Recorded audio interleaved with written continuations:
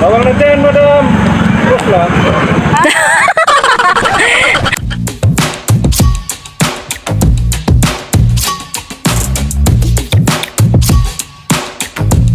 Yung hanap kami ng magandang view dito sa Baguio. Napadpad kami dito sa Luacan Airport. Sa tagal-tagal naming nanirahan dito sa Baguio, ngayon lang kami nakapunta dito.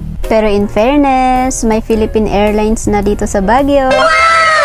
Isang lugar na gusto ko talagang puntahan dito sa Pinas is yung Cebu. At buti na lang at meron na tayong airlines dito sa Baguio. Hindi na ako mahihirapang pumunta pa sa Manila para lang mag-book.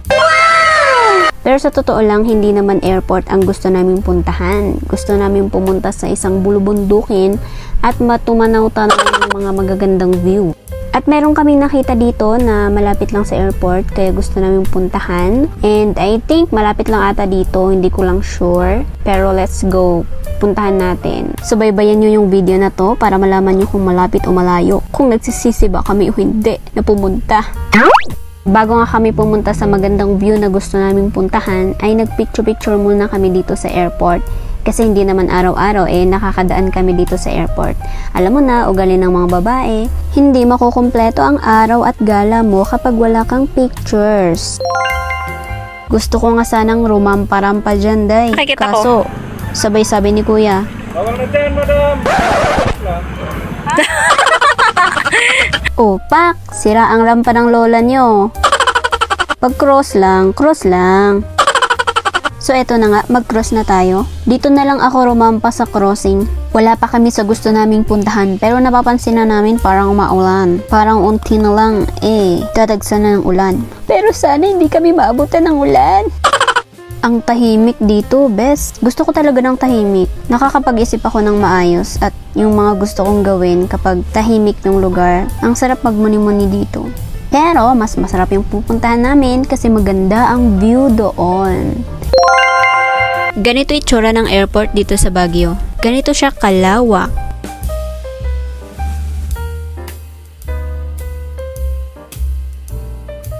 Dito pa lang sa daanan na to ay makikita mo na ang kagandahan ng nature. View ng nature. Ito ang mga nakikita ko pag umuwi ako sa probinsya. Kaya grabe, nakaka-miss din pumunta at umuwi sa probinsya para makakita ka ulit ng ganitong view. Ito yung tinatawag nilang Great Wall of Luacan. Honestly, inaayos pa lang yung kalsada na to. Kaya kaunti pa lang yung sasakyan na dumadaan. Kung gusto mong pumunta dito, naway sana po ay mag-taxi ka or sana ay may motor or sasakyan ka pag pumunta ka dito. Dahil hindi naman namin inaasahan. Akala namin ang lapit-lapit lang. Akala namin malapit lang sa kalsada. Malapit nga naman sa kalsada. Pero yung kalsada na to, wala namang dumadaan na sasakyan. Walang dumadaan na taxi. Siyempre, no choice kami. Alam naman na bumalik kami, malapit na kami. So, inisip na lang namin, binalak na lang namin na, sige, tuloy na lang natin puntahan yun. Kaya in-enjoy na lang namin maglakad. Sana nga po ay may magandang view doon. Ayan, kaya nilakad namin yan, sa totoo lang. Na-enjoy naman namin dahil nakita namin ang ganda rin ng mga nakita naming mga tanawin. Ang sarap magpatayo ng bahay dito, no? Yung tipong yung bahay mo nasa tuktok ng bundok. Tapos, tuwing umaga, kukuha ka lang ng kape mo. Tapos, ito yung makikita mo tuwing umaga. Ay, ang sarap ng tanawin. Umupo muna kami ng konti dyan habang ina-enjoy namin yung tanawin na to. Then, after nyan, mabuti naman at ilang minuto ay nakarating na kami sa gusto naming puntahan. So, ito na nga. Pagod na!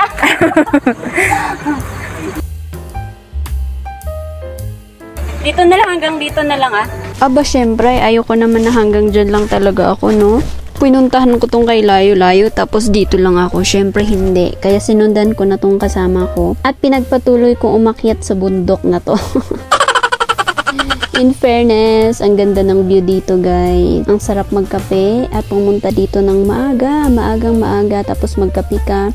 And then dito ka magmuni-muni, makikita mo yung kagandahan ng view dito. Sarap lumanghap dito ng sariwang hangin. Pass muna tayo sa polluted air. Dahil araw-araw kong nilalanghap yun. Immune na nga yung lalamunan ko sa polluted air na yan. Kaya, sa sariwang hangin muna tayo. Ayan, nakikita nyo ba yan? Ang ganda ng view, diba? Ibang klase talaga ang bundok kaysa sa syudad. Tapos dito sa baba, ang daming mga ano dyan, na mga bahay.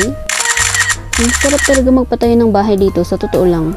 Sana in the future, syempre tatrabahuin natin.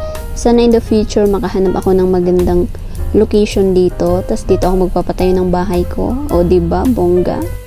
At sobrang na-amaze kami kasi yung view na to, yung napuntahan namin na bundok ay meron palang ano dito, meron palang small cafe dito. So, syempre, sa sobrang pagod namin din, tuyot na yung lalamunan namin, mabuti naman talaga at meron silang benta dito na snacks, drink, and meal. So, syempre, napagod kami kakalakbay, kaya kain muna kami ng konti at mag-relax dito sa Great Wall Cafe. Nakakatuwa yung mga display dito, mga antique ba? Antique talaga. At saka may mga bracelets silang benta and then mga souvenirs. Pag pumunta ka dito, tas nakabili ka ng ganyan, may nakasulat dyan na Great Wall Cafe.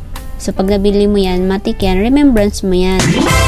Meron nga akong nakita dito, maliit na kutsilyo. Sapat na para panaksak sa taong nagloko sa'yo. At charot, eme lang. You buy all you can kapag pumunta ka dito para the more the merrier. Ito maganda to pang display sa bahay. Wow! Gusto kong balik-balikan dito banda eh. Kaso super layo. Kung okay lang at maayos na yung kalsada dito, naku, babalik-balikan ko talaga to. Ang ganda kasi, sa akin mas mahilig ako sa location or pwesto ng mga kainan, cafe, restaurant na may magandang view. Wala akong pakialam kung maganda, matamis, masarap yung offer nila or yung mga benta nila. Ang mahalaga sa akin, yung location, yung view. Yun, mas maganda sa akin yun. Mas gusto ko yun, mas mahal ko yun. Kaya natuwa ako dito sa location na to, yung Great Wall Cafe. Kaya para sa mga viewers, lovers dyan, mga mahilig sa mga view, ito perfectong puntahan. So nga lang, pag wala kang motor, wala kang sasakyan, at walang taxi, magdala ka lang ng kabayo para may para may kasama ka dito or para siya yung maghatid sa'yo dito kasi sobrang layo.